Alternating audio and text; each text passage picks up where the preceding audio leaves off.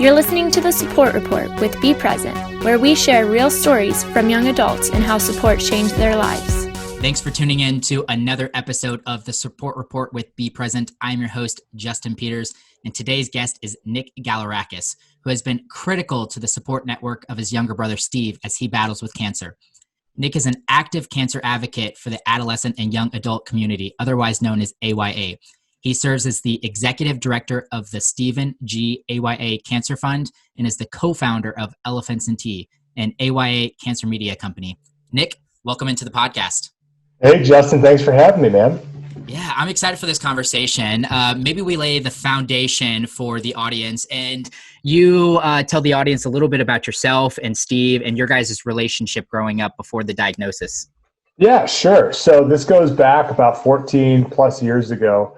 I want to say 15, but I think it's technically about 14 and a half or so, something like that. But so the Steve and I growing up, and there's a third brother, Phil. So that there were three of us all together. Phil's the oldest, I'm the middle one, and Steve's the youngest. And Phil and I are, I would sit there and still say, all three of us are pretty darn close right now, but growing up, Phil and I were closer. We're closer in age. Phil was only 2 years older than I am, and Steve is 5 years younger than me. So, growing up, Phil and I played sports and did different things like that together, being so close in age, where Steve was much younger. And actually, while Steve likes sports, he's not into sports as much as my older brother and I are. And Steve is definitely more the science geek of things. He is it is exactly just that. He can read something and shoot it back at you and understand the scientific of things, but also just he's just out there when it comes to science and things that I just can't even comprehend. So, from that standpoint, we always had our differences there and interests of differences and stuff like that. So, and then just frankly, we weren't nearly as close, mainly because of the age gap, right? When you're a 20-year-old in college versus a 15-year-old in high school, it's a big difference.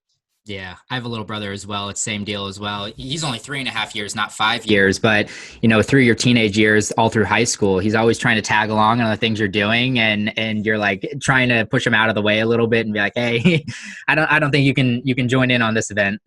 Yeah, exactly. So up to diagnosis, so you were in college at the time that Steve was diagnosed with cancer? Correct. Yeah. Sophomore in college. And maybe it might be useful too. Can you give Steve's diagnosis timeline, his quote, quote, cancer resume? Yeah, sure. So his resume is quite extensive, unfortunately. So he was 15 years old when he was first diagnosed with his first cancer, stage 4 osteosarcoma, had a softball-sized tumor in his L4 vertebrae. And then he beat that out in about a year and a half, long story short. And then when he was 18 years old, he was diagnosed with secondary AML due to the chemotherapy from the first cancer. So he had to get a bone marrow transplant, beat that out, and was doing really great. And cancer-free for 10 years. Had a bunch of side effects, had graft versus host disease, things like that. And then this past fall was actually diagnosed with 2 new cancers. He had a new primary renal cell carcinoma on one of his kidneys, a new secondary in his back, the soft tissues, pleomorphic sarcoma. Over the past couple months, he actually had both those cut out, and so far so good on the first scans, and technically 4-time cancer survivor as of today. Awesome. Glad to hear everything is going well with him. That first diagnosis, whenever you were in college, I'm assuming you got a phone call maybe from one of your parents. What was that day like, and what were your initial thoughts and feelings? Yeah, so just trying to, recalling back to that specific day and time. I know I was in our apartment with friends, drinking, having a good old time, right? And get that phone call. First of all, the first phone call we got was the day before the cancer, and just talking about, malignant versus benign tumors, what that can mean and everything else. And, I had no idea at the time and what any of that meant, what malignant was, what benign was. And so that had to be explained. But then obviously got the phone call that it was confirmed that it was cancer, and it just rocked you, right? You're sitting there with friends, and you find out that your younger brother has cancer, and without knowing any details, you automatically think when you hear cancer, you think death, right? And we associate that with death, and for good reason. But really didn't fully understand exactly what he was going through. After I get that phone call, I could think of was like, holy crap, Steve's gonna die, right? And obviously that wasn't the case, but that was pretty much the feeling that was going through me at the time. Wow. So could you do some definitions? You said malignant and benign. Sorry, No, it's all good. Malignant and benign. So one is infectious, right, and one is not. So you can get a tumor that is it's just a mass, right? There's no blood flow into it, so it's obviously just kind of like I'm probably not the best person to describe it, but it's just a mass in your body that's not cancer. It's nothing. It's just there. So when you hear benign, that means that it's, not that it's not a big deal, but it's not cancer. When you hear malignant, it has its own, dang it, I'm drawing a blank on exactly, but basically there's blood flow in it. There's some sort of vascular system inside of that tumor, and that means it's cancer, right? That means that there is a growth, there is things going on there. And so, right, so exactly when I got that phone call, it was explained it could be benign, it could be malignant, they don't know yet. And so, that was one of the things going on. You're just kind of like, wait, what? So, yeah. And you knew nothing about cancer at this point in time. You didn't have any experience or exposure to it growing up? Very little. And, we knew a few people that had cancer. My grandfather passed away of cancer when I was in high school. And then my older brother actually lost a friend to cancer. But at the time, right, you really don't know. And you just hear cancer, you just think death. You don't think that there's a treatment or what's what. So we really had very little education as far as what was going on with the cancer patient. So after you got that phone call, did you go back home? You're away at college, correct? Yes. So I was about an hour and a half, about 2 hours east of, so we're in Cleveland, Ohio is where we're from. Specifically Westlake is where we grew up. And I went to college in Erie, Pennsylvania, which is 2 hours east on I-90, and going to a college called Mercyhurst. So stayed at college, but came back and forth a ton while Steve was through treatments. And then what did treatment look like for Steve? So with the first cancer, it was the chemotherapy, right? Big time.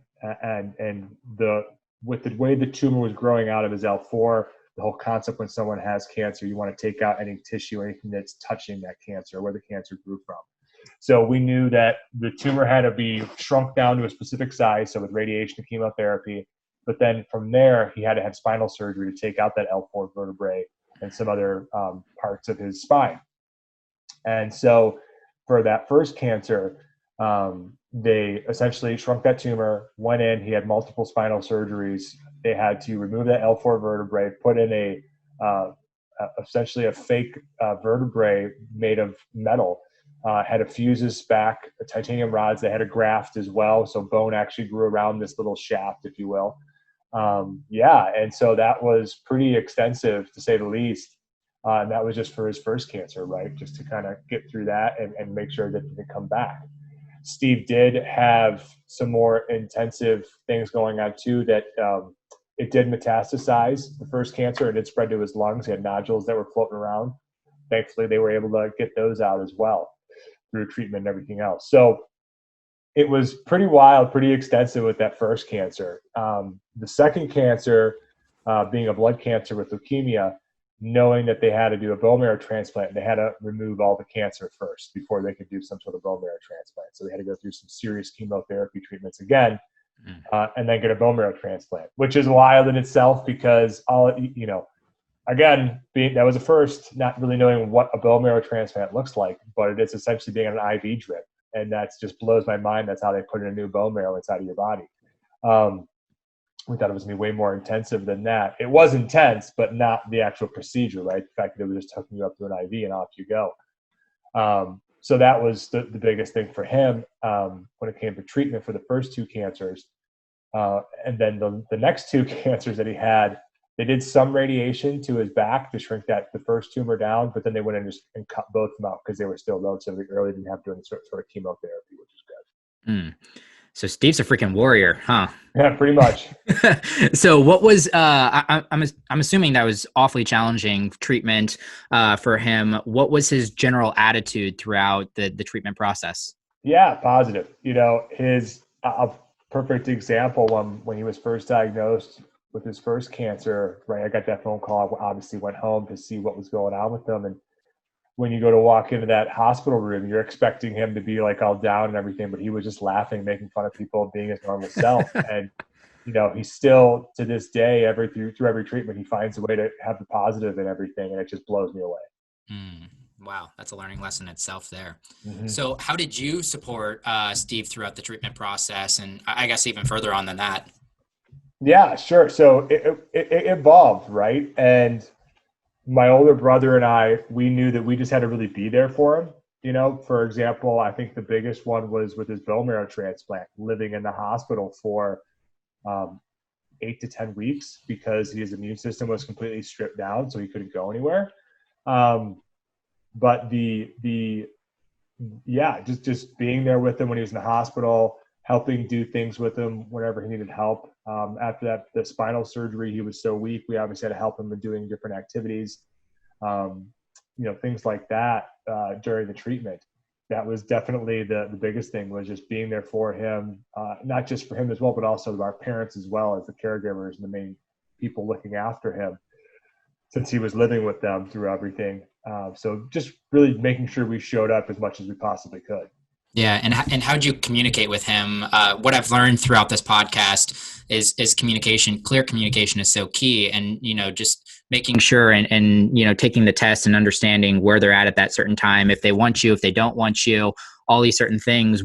How did you communicate with Steve throughout? Yeah, phone calls, texts, and just showing up too, even if he didn't respond to something. He's like, screw it, we're just gonna go up there. That I think was key, right? Just being there and just showing up.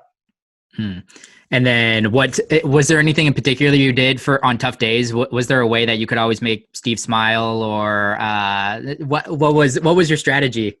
Yeah, thankfully when it came to Steve, he really was actually making, I think, everyone else smile too. It wasn't just us. But I think part of it would just be, if there was something he wanted to eat, we'd pick it up for him.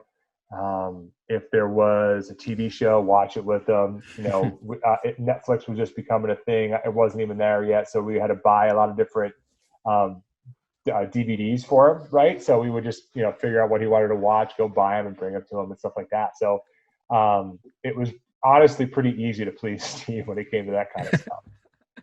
That's awesome. I've heard you talk about the quote life coaching phase that you and Steve had. Can you talk on that a little bit and what you learned through that experience? Yeah, definitely. So there was a phase there.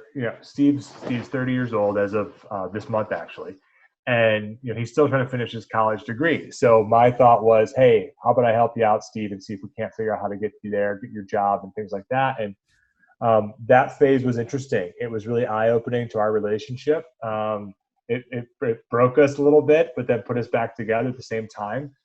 I was trying to really push Steve in a direction that I thought was best for him, but at the end of the day, realizing that it wasn't best for him. Just because it worked for me or someone else I knew doesn't mean it meant it worked for him.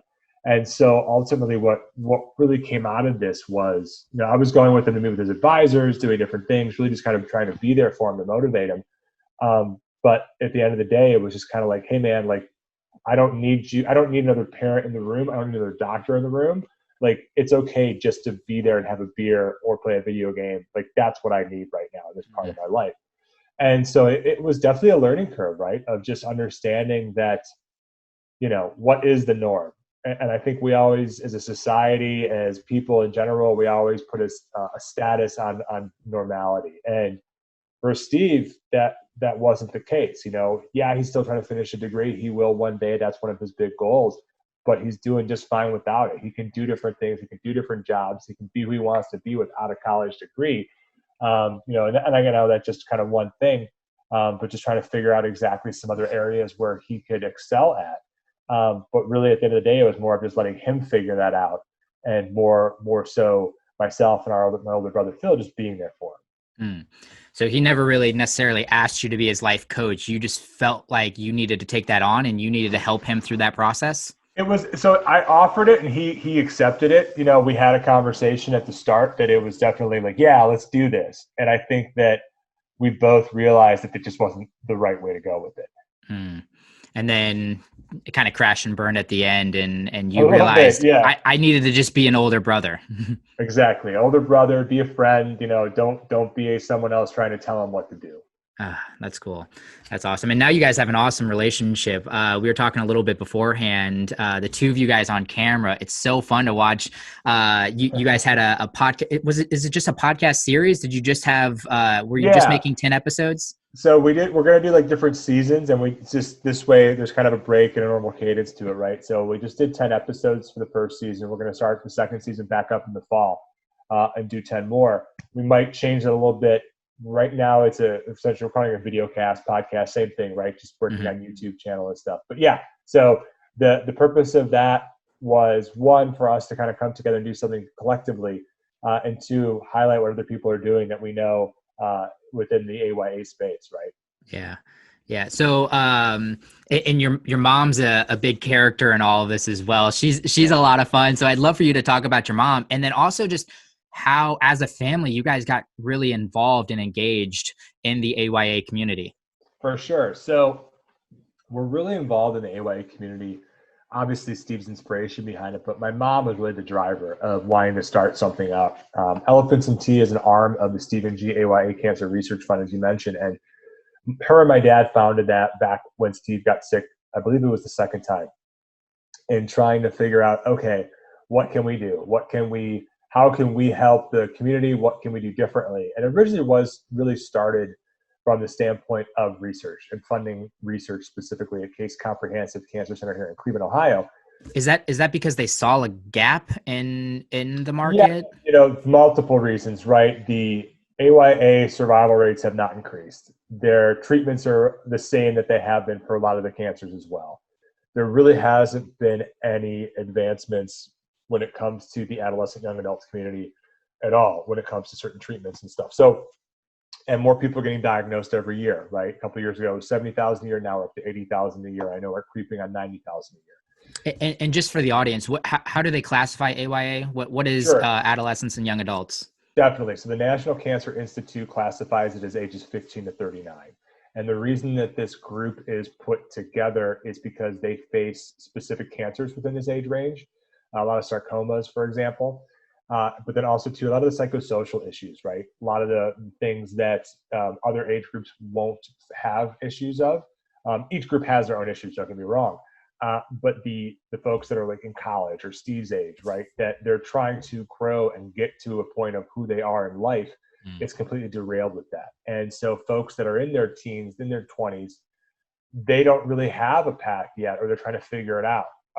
Or they're just starting a family, and now they have to try to support a family and go through treatment. So there's all sorts of different issues and stuff that go on in there, but that's what we look at when we talk about the AYA community. Okay. Makes sense. So getting back to Elephants and Tea, and I guess how this was all formed. So you were mentioning your dad and your mom, how they started this fund and got involved, and then where did you come into the process? Yeah, sure. So the Elephants and Tea, my mom and I were the brainchildren behind this. We co-founded it together. And really, my background is in content marketing publications. So the thought was, sitting down with my mom, what can we do differently in the AYA community? What's not out there? And it kind of hit me that, hey, there's no narrative for the AYA space. Yes, there are other magazines out there doing things for cancer, but none that are specific for this group. And so that's where we looked at it of, okay, what can we do differently here and provide some sort of support from a psychosocial standpoint, right? So people coming together to share their stories and their experiences. And that essentially what Elephants and Tea is all about, is talking about the elephant in the room, which is cancer, and the fact that conversation can provide relief. And that's the tea side of things, where people sit around and have tea, right? So that was the thought process there, and allowing people to have some sort of outlet where they can come together and talk about what they're going through. Yeah, the name is awesome. I love that. Whenever I heard what the name, because whenever I first heard Elephants and Tea, I'm like, what does that even, like, what does that mean? And then I heard understood where it came from, and I thought that was like really empowering. So the magazine is 100% written by the AYA community, people that are cancer survivors or going through cancer right now, or supporters. Correct. Yes. So right now, the majority of the writers are patient survivors current patients or survivors. We do get caregivers as well, and we're getting some medical professionals to write about some stuff too. And it's like you said, everything is the first person. It's all people contributing what they're going through. We originally were looking at doing some sort of way for editorial and reporters and things like that to interviews, but we were shot down with that idea. People flat out said to us, let us tell our own story in our own words. And so that's the whole concept behind that. So what have been some, if you could give the audience a little teaser, what have been some recent articles or some topics that you've addressed? Oh, I mean, all sorts of them, right? We have 3 new posts a week. So it really is, there's a lot going on out there. And I can even just pull up the website and just kind of rattle some off, because to be honest with you, there's just so many. But a lot about body positivity right now, survivor's guilt, people talking about the survivor's guilt that they go through. And actually too, there is a great article about friends disappearing and family disappearing after the diagnosis, right? And I think that's all goes along with what Be Present is all about. And so people just talking about the different things that they go through. We even have some people as well giving tips to each other of, hey, this is what I do for scanxiety when I have to go back and get scans, and or hey, take this kind of stuff with you when you go through your treatments. So it's different things like that, just to help people relate with each other across the country, and even actually globally as well. We actually do have a global audience on accident, which is pretty awesome. From a social media standpoint, we've been getting people from all over the country, and we have over 100 writers. It's probably closer to about 150 writers right now, in 10 different countries actually we've hit. So, which is pretty remarkable. That's so cool. What have you seem so well versed in this space now, and it's humbling knowing where you came from and where you were. What have you learned throughout the process, either about cancer or as a supporter? Is there anything that you can share with the audience? Just talk with each other, and I think communication is key, right? In general, the experience, there are still so many people out there that we can help and try to help, but you can't do it all by yourself. So you do need to rely on your other partners as well, like Be Present and other organizations, to work together and make sure we do our best to support each other. Sorry, what was the second part of that question? No, I think you answered it. Okay. I was just kind of looking for some general advice for the support network out there, people that are maybe new supporters, things that you've learned, over the, 10, 12 years experience of supporting Steve. I just some general thoughts. Yeah. Just in general, just talk to people, right? And don't be afraid to do that. I'll give you a good example too. We went to CancerCon, Stupid Cancer's Young Adult Conference, 2 years ago, and actually, no, it was about a year and a half ago in 2018. And that was the eye opener for me, and really understanding what my brother was going through. We always thought, and this was part of the whole, when we were going through that life coaching phase too, was we just thought Steve was forgetful, but not realizing that there was so much more going on underneath the skin with chemo brain. And when I went to CancerCon, there were 300 other people just like Steve, and talking about all the issues that Steve was going through. So I think from a support system standpoint, don't assume you know everything about your loved one or your friend, but be open to what else is going on with people, and read other stories, read what people go through, walk a little bit in their shoes, right? I think we can apply that to a lot of different things other than just cancer. Yeah. But I think it's important to realize that. So, yeah. Well, thanks for sharing everything today. It was a pleasure learning a little bit more about your story and hearing some of the advice that you've given.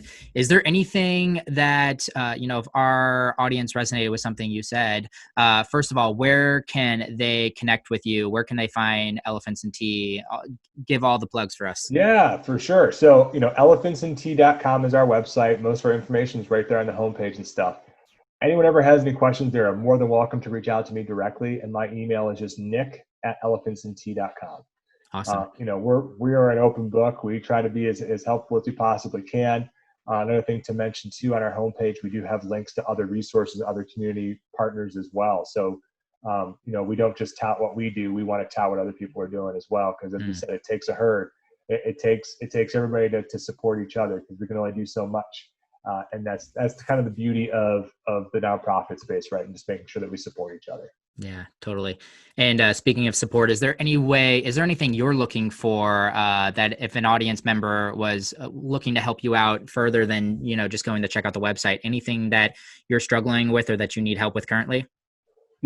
At the moment, no. I mean, honestly, we're always open for people that want to support us, Mhm. in all different facets. And we're always open to looking for new ideas and new partners. So, like I said, people can just email me directly and happy to have that conversation for sure. Awesome. Awesome. Nick, any final words that you would like to say before we end this conversation?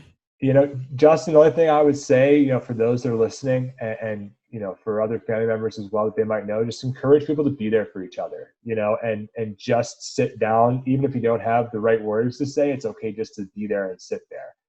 And some advice I always give to people: you don't need to start a company or a magazine Mm, to make an impact with people. You just have to be there. And that mm, can be the small gesture that can go a long way. mm. Yeah, that's a great piece of advice, Nick. Well, it's been a pleasure having you on the support reports. We'll put links to everything that you mentioned in our show notes. And if anyone's looking for some of those things, go check them out. And Nick, thanks again for coming in and giving us so much of your time. Yeah, Justin, thanks for having me.